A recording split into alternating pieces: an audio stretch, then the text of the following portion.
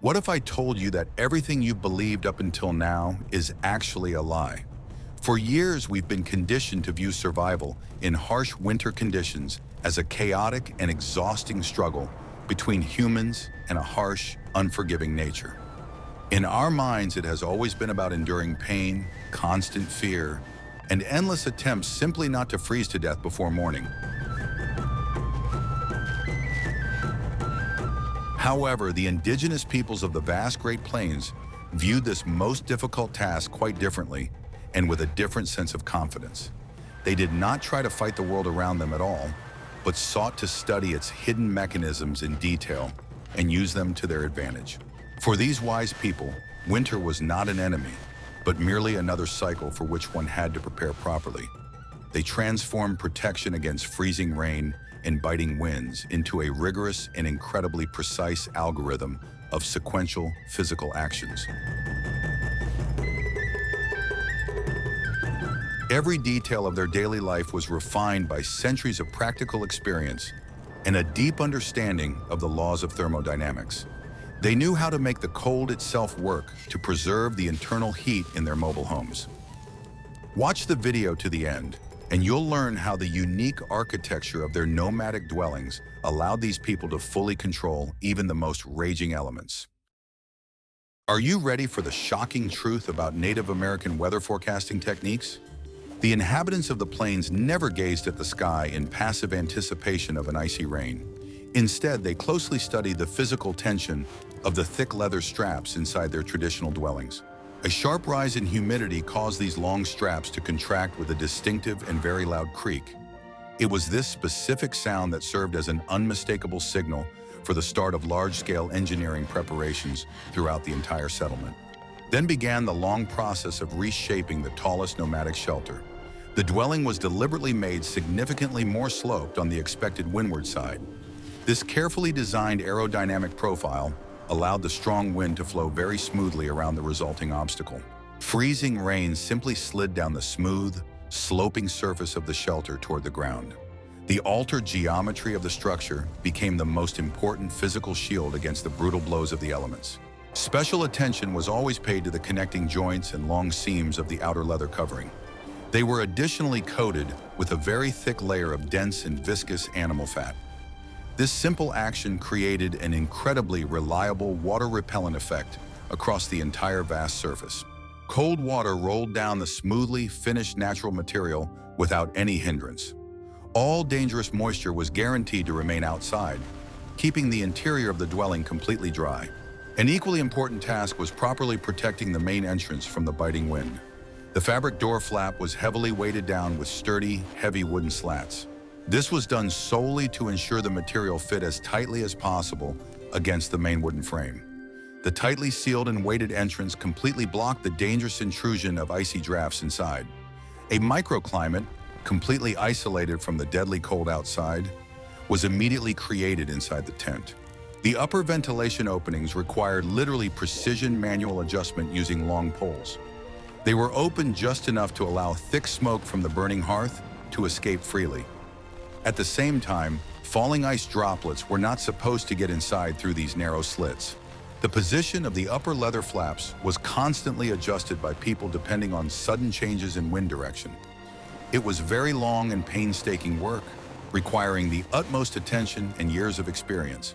All heavy outdoor work was completed strictly before the very first raindrop fell. The vast camp held its breath in tense anticipation of the approaching destructive storm, in a state of full combat readiness. From the outside, the entire large settlement appeared to be a completely motionless and utterly deserted place. All the residents were already deep inside their securely protected and insulated shelters. A complex system of passive defense had been fully established and awaited its first severe test by the elements. Every tiny detail of this preliminary preparation was critical to people's safety. A mistake at any of the described stages could lead to catastrophic problems with internal humidity. We'd love to hear your thoughts on the effectiveness of such structures. What do you think of this engineering approach to weather protection? Share your thoughts in the comments. Be sure to subscribe to our channel to continue exploring the incredible history of the American frontier. Guess what happened next? As soon as the outer perimeter of the massive camp was fortified, all activity immediately shifted inside the tall dwellings. Freezing rain poses a unique climatic threat precisely because of the incredibly high humidity. A simple open fire in such enclosed conditions would always do more harm than good. The Native Americans had to completely overhaul their traditional system of indoor heating and space allocation. Air that was too warm inside the tent could quickly melt the ice that had formed on the outer leather covering. This icy meltwater would immediately begin to seep through the seams, dripping right onto people's heads. To avoid this disastrous effect, the temperature inside was maintained at a strictly defined and calibrated level. Under no circumstances should the spacious dwelling be too hot or excessively cold. The delicate balance of internal heat became a matter of survival for each individual family. The central element of this complex way of life was absolute control over any excess moisture. Wet clothing or damp gear was always the main cause of severe hypothermia. Therefore, special leather cords were stretched tightly high up near the ceiling to allow damp items to dry slowly. These sturdy cords were positioned at a completely safe distance from the open flames of the hearth. The heated air rose very slowly and gently evaporated the moisture trapped in the fabric. Important items and valuable supplies were never placed directly on the bare, cold ground. They were carefully placed on special wooden platforms or very thick woven mats. This simple rule reliably protected all belongings from accidental wetting or gradual dampening. Dry and protected supplies ensured a successful and well-fed passage through a prolonged period of inclement weather. Internal order within the shelter was maintained with truly impeccable and strict discipline. The entire interior living space was divided by invisible lines into very distinct functional zones. Every household tool or personal item had its own strictly defined and unchanging place. The cooking area was always strictly separated from the warm rest and sleeping area. This meticulous organization completely prevented any chaos in the extremely limited dark space. People could move confidently and safely inside the dwelling, even in complete darkness. Tools for emergency shelter repairs were neatly stored in the most accessible and dry place. Heavy wooden hammers, spare sturdy pegs, and long leather straps were always within reach. In the event of a sudden storm or a pole collapsing, they had to act in pitch darkness. Having tools prepared in advance saved precious seconds at the moment of greatest danger. Any complex repair was carried out in a coordinated manner, very quickly, and without the slightest sign of panic. All this meticulous internal preparation took several hours of continuous and strenuous physical labor. People worked very methodically, with the utmost concentration, and absolutely without any unnecessary nervous fuss. Every single step had been perfected by many generations of ancestors to the point of becoming a fully reflexive automatism. The entire camp transformed into a single, flawlessly functioning mechanism for withstanding the elements. Inside all the nomadic shelters, perfect order and a sense of complete psychological calm reigned. Such a well-thought-out organization of space helped the people of the plains survive the harshest and longest winters. The system of internal organization had been perfected by the frontier dwellers to an absolute and undeniable degree. Every single action, no matter how insignificant, revealed an incredibly deep and well-considered practical purpose. How difficult do you think it was to constantly maintain such a strict temperature balance in conditions of isolation? Would you like to learn the secret that will change your life and your understanding of the laws of combustion? The hidden truth that everyone keeps quiet about lies in the unique methods of storing ordinary firewood. Freezing rain instantly rendered any wood left outside completely unsuitable for immediate use. Frozen, wet branches produced an incredible amount of acrid smoke and gave off almost no useful heat. Therefore, the nomads moved the entire fuel drying process directly inside their compact dwellings in advance. This unconventional solution required special structural ingenuity within a very limited living space. The collected firewood was never simply piled in a chaotic heap directly on the damp ground. Special wooden lattice racks were constructed in advance along the curved interior walls to hold it. This ingenious design ensured constant and unobstructed circulation of dry air around each individual log. The cold wood very slowly released the remnants of its natural moisture into the warm air of the dry room. The process of natural fuel drying continued uninterrupted throughout the entire multi-day ice storm. The amount of firewood gathered was calculated with a huge reserve in case of a prolonged climatic anomaly. The Indians knew full well that an ice storm could rage continuously for a whole long week. Going outside to fetch more firewood under such extreme conditions was physically impossible. The wood froze solid into the ground and became covered with a thick, completely impenetrable crust of solid ice. Therefore, the indoor supply of dry firewood always took up a significant portion of the precious living space. Each individual log was carefully cleaned of bark and dirt before being placed in the hearth. It was in the porous bark that most of the unwanted moisture and overwintering wood-boring insects accumulated. The cleaned and smooth wood ignited much faster and burned much cleaner than usual. This painstaking manual labor took time, but guaranteed the ideal performance of the indoor hearth. The cleanliness of the burn directly determined the overall level of comfort for all inhabitants of the enclosed shelter. Wooden firewood racks performed another very important and hidden function. They served as an excellent additional insulating layer between the cold outer covering and the interior space. A wall of stacked dry logs excellently blocked the icy wind, seeping through microscopic cracks. Thus, the stacked fuel protected people from the cold even before it was thrown into the fire. This was a brilliant example of the multifunctional use of every object in nomadic life. As the firewood was slowly consumed, the freed-up space was immediately filled with other useful items. People constantly optimized the interior layout of their dwellings to maintain maximum comfort. Empty wooden racks were often used to dry thick leather garments or shoes. Not a single square centimeter of the warm interior ever went unused. The dynamic rearrangement of objects was an integral part of their long isolation during winter storms. This deeply thought-out paradox of storing fuel inside the dwelling defied conventional stereotypes about nomadic life. The Native Americans did not merely survive, they created an autonomous and self-sufficient life support system. Their dwelling became a veritable wooden safe, storing reserves of heat and light. Skillful resource management allowed them to endure the most severe vagaries of the harsh plains. Discipline in handling fire and fuel was the foundation of the well-being of the entire vast tribe. The art of maintaining the proper fire was passed down from generation to generation as the greatest treasure. This knowledge was far more important than any material wealth or personal weapon. It guaranteed survival in conditions where nature became utterly merciless toward humans. Please like this video to support our in-depth historical research. What if I showed you a time machine?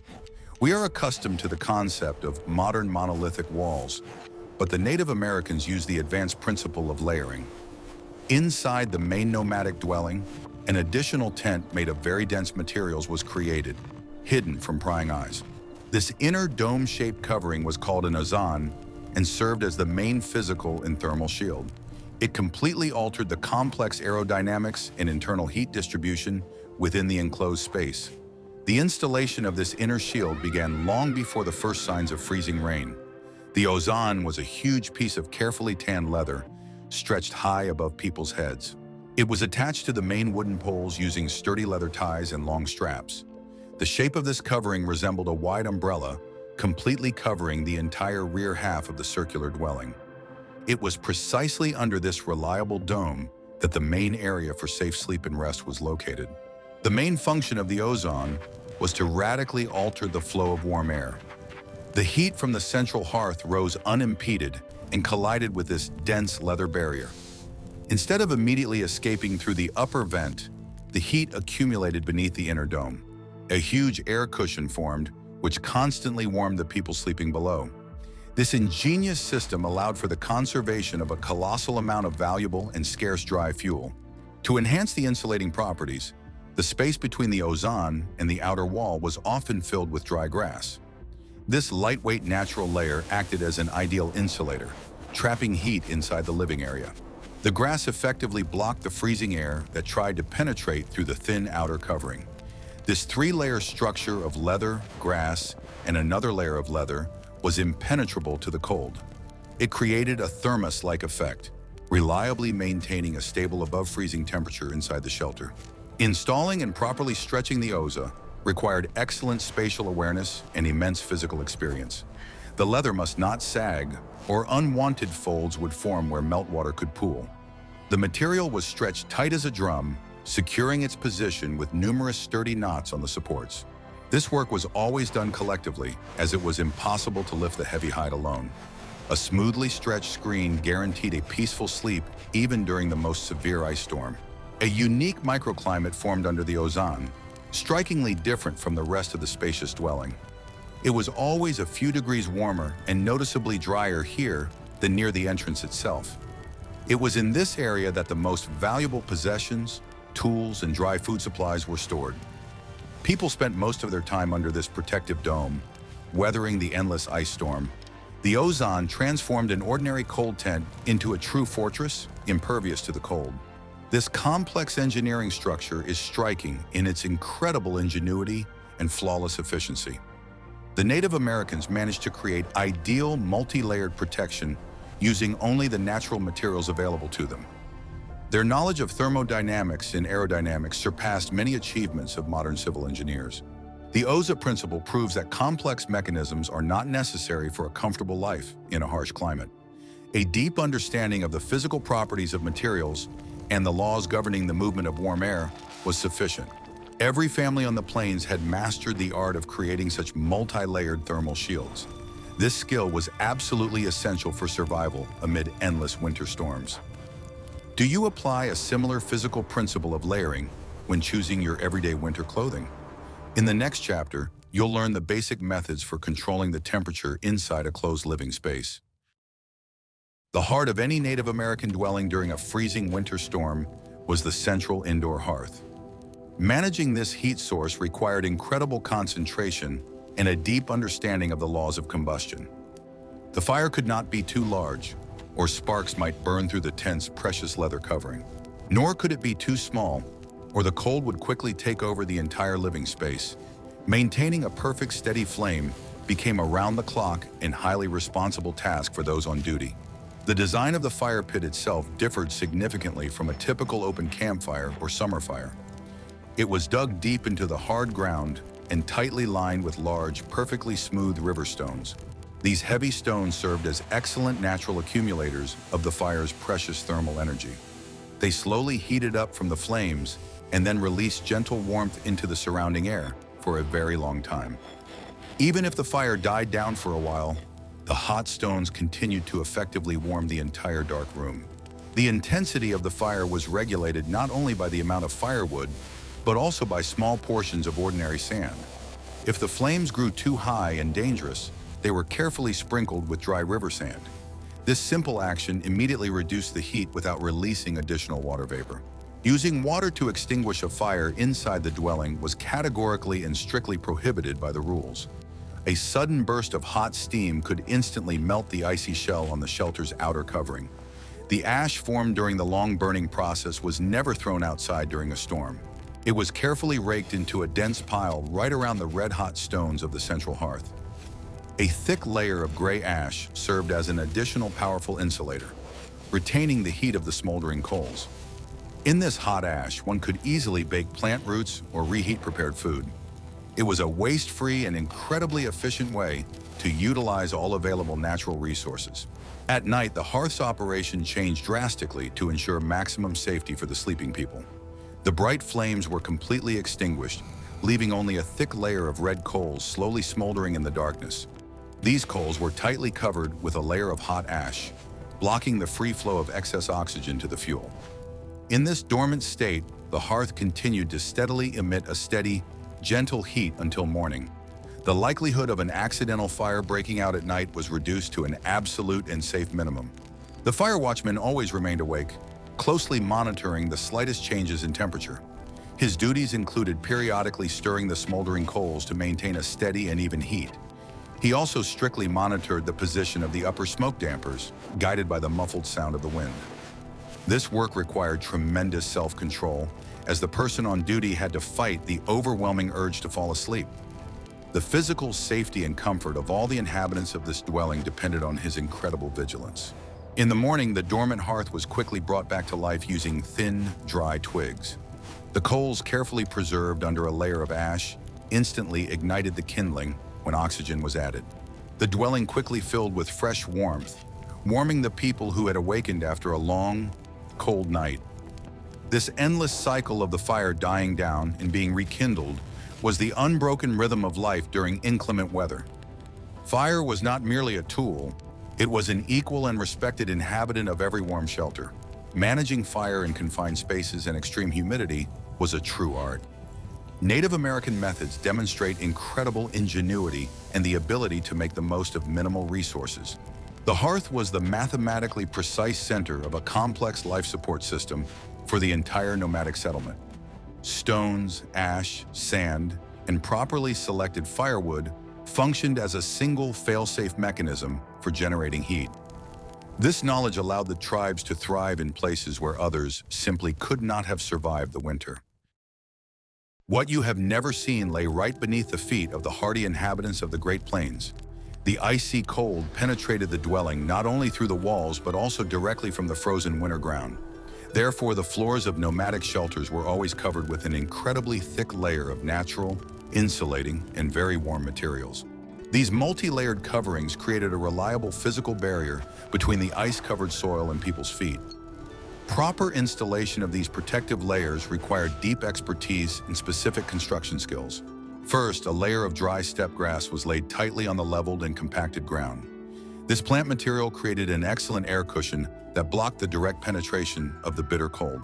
The grass was gathered in advance in huge quantities and carefully stored specifically for such emergencies. It not only retained heat superbly, but also gave the earthen floor a pleasant and soft springiness. This base layer served as the foundation for the entire complex system of winter floor insulation. These heavy coverings were laid out according to a strict overlapping pattern to ensure no gaps remained. The edges of one hide always tightly overlapped the edges of the adjacent one, creating a completely seamless, warm surface. Special attention was paid to the joints between the warm floor and the sloping leather walls of the high shelter. There, the edges of the hides were bent slightly upward, completely blocking any possible icy drafts from below. Such careful sealing prevented the formation of cold spots in areas where people regularly rested. Near the central stone hearth, the floor was always kept completely free of any combustible materials. This was a strict safety rule designed to prevent accidental fires caused by embers falling from the fire. The safety zone was covered with ordinary fine river sand or lined with flat, smooth stones. This transition from the soft, warm floor to the scorching hearth was clearly marked and always observed. Discipline in handling fire was the key to the physical survival of the entire nomadic family. During a long icy storm, the top layers of the floor coverings might become slightly damp from the humid air. In such cases, they were immediately swapped out for dry spare pieces stored under the ozan. Damp skins were hung on the upper safety straps closer to the warmth of the central, life-saving hearth. The process of rotating the floor coverings was a constant and mandatory routine for all inhabitants of the dwelling. Maintaining the floor's absolute dryness was critically important for preserving health during the period of isolation. This multi-layered floor insulation system demonstrates a brilliant understanding of the laws of physics and thermodynamics. People did not simply try to heat the cold ground with a massive bonfire, which would have been a waste of fuel. Instead, they skillfully insulated themselves from the deadly cold using readily available natural materials. The combination of grass, thick mats, and dense fur worked more effectively than many modern thermal insulation panels. Each individual layer performed its own strictly defined and incredibly important physical function. This engineering approach to daily life allowed nomads to live comfortably right on the frozen ground. The temperature on the surface of the soft floor always remained consistently comfortable for long periods of sitting or sleeping. This was especially important during prolonged storms, when going outside was physically impossible. Did you know about such unique methods of retaining natural heat without using an open fire?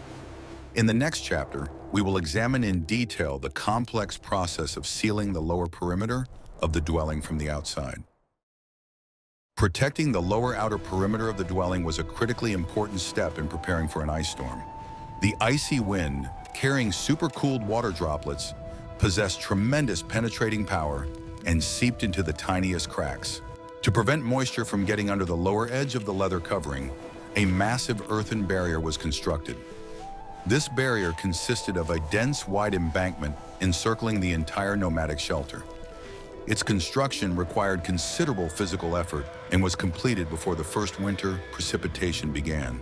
The foundation for this protective ring was ordinary soil taken from the ground around the dwelling itself. The earth was carefully raked with heavy bone or wooden shovels right up to the base of the sloping leather wall. The rampart was made high enough and very wide so that it could withstand the strong pressure of squall winds. The soil was thoroughly compacted with feet and wooden tampers until it became as hard and solid as stone. This sturdy earthen belt firmly pressed the edges of the outer covering against the hard surface of the plain. In addition to the earthen rampart, the lower edge of the leather covering was further secured with sturdy wooden pegs. These long pegs were driven deep into the ground through special sturdy loops on the lower edge of the heavy material. They prevented hurricane-force winds from tearing the covering away from under the weight of the protective embankment during strong gusts. The pegs were driven in at a steep angle to provide maximum resistance to the physical tension of the dense material. This redundant fastening system ensured the absolute stability of the entire complex structure against the forces of nature.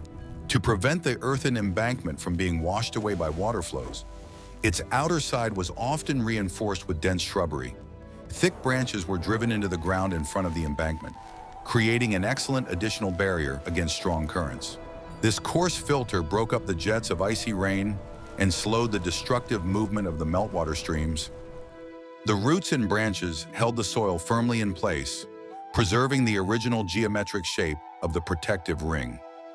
The engineering approach to the landscape design around the shelter was incredibly pragmatic and highly effective. Once all this large-scale earthwork was completed, the lower perimeter of the dwelling became completely airtight. The icy wind could no longer penetrate through the narrow gap between the ground and the heavy leather covering. This radically altered the complex internal microclimate, completely eliminating the formation of dangerous cold drafts near the floor. Warm air from the hearth was now evenly distributed throughout the entire interior volume of the spacious, dark room.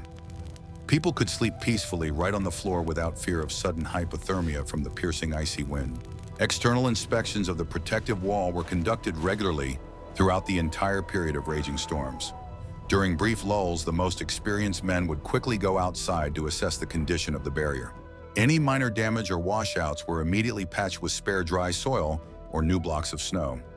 Preventive maintenance of this protective system was the key to the long-term safety of the entire large nomadic settlement. No detail of the defense was left to blind chance or the unpredictable nature of the plains. Creating such a reliable perimeter required the nomads to have a deep understanding of the principles of hydrodynamics and waterproofing. They knew perfectly well exactly how water seeks a path around any obstacles in its way. Their defenses were constructed with all possible physical scenarios of weather events on the plains in mind. Earth, snow, and wood were used in a perfect combination to create an absolutely impenetrable barrier against storms. This expertise was accumulated over centuries and passed down from generation to generation without the slightest technological distortion. During a severe ice storm, the problem of providing people with clean drinking water became particularly acute. Leaving one's shelter to fetch water from a frozen stream was incredibly difficult and deadly dangerous. Moisture falling from the sky as supercooled rain immediately turned into solid, slippery ice. Therefore, the indigenous people of the plains had to build up huge indoor reserves of clean drinking water in their dwellings in advance. Storing these vital supplies under conditions of extreme temperature fluctuations required the use of unique physical solutions. Special thick bags made of carefully tanned leather served as the primary containers for long-term water storage. These durable containers possessed excellent insulating properties and did not crack under strong internal pressure. The leather naturally allowed the water to breathe slightly, preventing rapid stagnation and spoilage of the precious liquid. The bags were always suspended from sturdy wooden tripods or tied to strong supporting poles of the shelter. Being suspended protected the water from the cold floor and unwanted contact with fine soil debris. In the event of a shortage of pre-prepared water supplies, the Indians used the falling ice rain itself. They set up special wide leather funnels near slightly ajar upper ventilation smoke vents. The ice pellets and frozen droplets rolled down these tight funnels directly into prepared internal containers. The collected ice was then melted very slowly near the central hearth in special deep leather bowls. This method allowed them to replenish their drinking water supplies without leaving the safe confines of their sturdy nomadic dwelling. The consumption of precious drinking water during prolonged isolation was strictly rationed and tightly controlled by the elders. Water was used exclusively for drinking and for minimal preparation of hot meals in suspended cauldrons. Any procedures involving physical washing or laundry were completely postponed until the end of the ice storm. Discipline in resource consumption was ironclad and absolutely non-negotiable among the shelter's inhabitants. Every sip of clean water was of immense value in conditions of complete isolation from external natural sources. Particular attention was paid to preventing any accidental contamination of the prepared water supplies inside the cramped living quarters. The leather bags were always tightly sealed and opened only to pour water into individual camping bowls. Tools used for drawing water, such as long wooden dippers, were kept in a state of absolute and impeccable cleanliness. Allowing even a single particle of ash or fine sand to enter the drinking water bag was considered a very serious offense. The purity of the water directly ensured the physical health of the entire isolated family during their long winter confinement. The process of preparing hot meals was also fully adapted to the conditions of the strictest conservation of drinking water. Methods were used that involved simmering dry ingredients for a long time in a minimal amount of liquid over very low heat. Dried meat and ground roots slowly swelled, turning into a thick and incredibly nutritious hot stew. This method of cooking required a minimal amount of water and provided the body with the maximum amount of necessary thermal energy. The thick food warmed people from the inside out, helping them physically withstand the biting cold that surrounded them on all sides. The system for storing and carefully rationing water was a perfect example of the strict rationality of the nomadic peoples of the plains. They did not have a complex water supply system, but their methods allowed them to survive the most severe climatic crises without loss. An understanding of the value of every resource was deeply ingrained in the culture and daily life of these resilient people. Their knowledge of water's properties in various states of matter was based on long and harsh experience. This wisdom was the key to safely weathering the endless winter ice storms on the frontier. Organizing a sleeping area during an ice storm was the most important task after building a fire. Simply lying on the floor, even one covered with thick materials, could lead to severe and fatal hypothermia. Therefore, sleeping areas were always constructed as small raised platforms, elevated off the surface of the frozen, cold ground. This air gap between the floor and the sleeping area acted as the most effective natural thermal insulator. Creating such beds required special materials and a precise understanding of cold air circulation. The foundation for such a sleeping area was a sturdy frame assembled from thick, straight willow branches. The branches were tightly woven together, forming a very resilient and incredibly strong wooden lattice. This wooden lattice floor was set on small wooden blocks, raising it a few inches off the ground. This design allowed heavy, cold air to flow freely across the floor itself without touching the sleeping people. The lattice also provided excellent internal ventilation for the sleeping area, preventing the dangerous buildup of excess condensation. An incredibly thick layer of dry moss or soft steppe grass was laid on the finished willow lattice. This natural mattress was not only very soft, but also possessed excellent heat retention properties. The grass was packed very tightly so that it would not compress under the heavy weight of a person's body during sleep. This layer of vegetation also excellently absorbed any excess moisture, keeping the sleeping area absolutely and guaranteed dry. Regularly fluffing this mattress was a mandatory morning routine for every inhabitant of a warm nomadic dwelling. On top of the soft grass layer were spread the largest, thickest, and highest quality tanned animal hides with dense fur. Unlike simple floor coverings, the hides used for sleeping were incredibly soft and very pleasant to the touch. The fur was always directed toward the sleeper's body, creating an ideal and incredibly warm, cozy microclimate. The air trapped in the thick fur was instantly warmed by the heat of the human body and reliably maintained that temperature. These skins were the greatest and most important material asset for every family on the Great Plains. Similar dense materials with very long and thick natural pile were used as warm blankets. People wrapped themselves tightly in these heavy blankets, leaving only their faces exposed to breathe freely. The edges of the blankets were neatly tucked under the body to eliminate even the slightest gaps through which an icy draft might penetrate. This tight wrapping created the effect of a personal warm cocoon, completely impervious to the harsh cold outside. Even when the central fire had completely died down, a person inside such a cocoon remained in absolute thermal safety. Sleeping areas were arranged within the dwelling according to a strictly defined geometric and social plan, refined over centuries. They were always located in the rear half of the tent, directly beneath the protective dome of the stretched inner leather ozan. This was the warmest, driest, and safest zone in the entire limited space of the spacious nomadic shelter. Spaces along the cold outer walls were always left empty or used exclusively for storing non-perishable solid provisions. This radial distribution of heat was the most rational solution for survival in a circular structure. Particular attention was paid to the correct positioning of the sleepers' heads in relation to the doorway and ventilation. Heads were always directed toward the center of the dwelling, closer to the gentle warmth of the hot stones of the hearth. Feet, accordingly, were directed toward the colder outer walls and the thick protective earthen rampart. This body orientation ensured the maximum flow of life-saving warm air to the respiratory tract during deep sleep. The slightest nuances in body position were critical for maintaining health in the harshest winter storms. During very severe nighttime frosts, people slept together to cool their body heat. Several people could sleep close together under a single huge heavy fur blanket.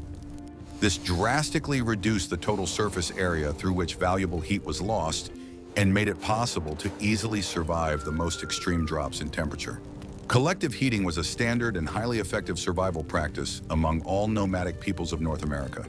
The tribe's social cohesion was evident even in such simple, everyday aspects of overcoming severe weather hardships. The careful organization of the sleeping area was not merely a matter of achieving basic comfort, but a strict requirement for physical survival. Every branch used, every dry blade of grass, and every thick hide served a strictly defined engineering purpose. The Native Americans created an ideal sleeping system, completely independent of the presence or absence of a permanent source of artificial heating. Their methods proved that proper insulation is far more important than a powerful and energy-intensive heat source in a cold climate. This knowledge saved entire generations of nomads from certain death in the face of merciless winter ice storms. With the arrival of the long-awaited morning, even if the icy storm continued to rage outside, the camp began active, methodical work. The responsibility for the morning inspection of the shelter fell to the most experienced and physically strong inhabitants of the round nomadic dwelling. The first and most important task was a thorough inspection of the internal wooden frame for dangerous geometric deformations. Under the colossal weight of ice that had frozen overnight, the long support poles could bend dangerously or even crack. Early detection of the problem allowed for the immediate installation of additional reinforcing supports and prevented the complete collapse of the tent structure. Then began the very careful process of clearing the outer covering of excess ice that had accumulated over the long night. Going outside was too risky, so the ice was carefully knocked off from inside the dwelling using long, blunt poles. The people methodically tapped on the inner walls of the tent, causing the hard ice crust on the outside to crack and fall down. This procedure required great care so that sharp shards of hard ice would not pierce through the thick leather material. Regularly removing the icy shell critically reduced the dangerous load on the wooden frame of the entire tall and spacious shelter. Particular and very close attention was paid to the area around the upper adjustable ventilation and smoke vents. Ice could completely block these narrow slits, which would lead to the immediate filling of the entire enclosed interior with smoke. The person on duty carefully cleared these openings with a long stick, ensuring that thick smoke from the reviving morning fire could escape freely. The open ventilation openings were the lungs of the entire dwelling, and their unobstructed passage was a matter of life and death. This work was performed with meticulous precision so that the ice would not fall directly onto the red-hot stones of the burning hearth. Next came the mandatory and very thorough inspection of the lower earthen protective embankment along the entire vast inner perimeter. It was necessary to ensure that overnight, meltwater had not washed away hidden tunnels in this vital protective embankment. Any suspicious damp spots on the earthen floor were immediately covered with fresh, dry sand and packed down very tightly. The lower protective barrier had to remain absolutely solid and completely dry throughout the entire period of prolonged inclement weather. A preventive inspection of the perimeter ensured the absolute safety of the shelter for the long, bitterly cold winter days ahead. Only after all these complex and critical engineering checks were completed did the camp move on to its usual morning chores. People tidied up their warm sleeping quarters, fluffed their grass mattresses, and neatly folded their heavy fur blankets. The fire was stoked higher to prepare the first hot and very hearty meal from the stored dry winter provisions. The survival system, honed by many generations of ancestors, completed another successful cycle in its endless life cycle. Strict discipline and precise adherence to all morning routine rules ensured the safe passage through yet another day of the most brutal ice storm. We have examined in detail the highly complex multi-level system for preparing a massive camp for an extreme ice storm. This profound engineering knowledge demonstrates the incredible technical ingenuity of the indigenous peoples of North America. They successfully weathered the harshest climatic conditions thanks to strict order and ironclad internal discipline. What other little-known aspects of the daily life of nomadic tribes would you like to see in our next historical videos? Be sure to subscribe to our channel so you don't miss out on new, fascinating historical explorations of the American frontier.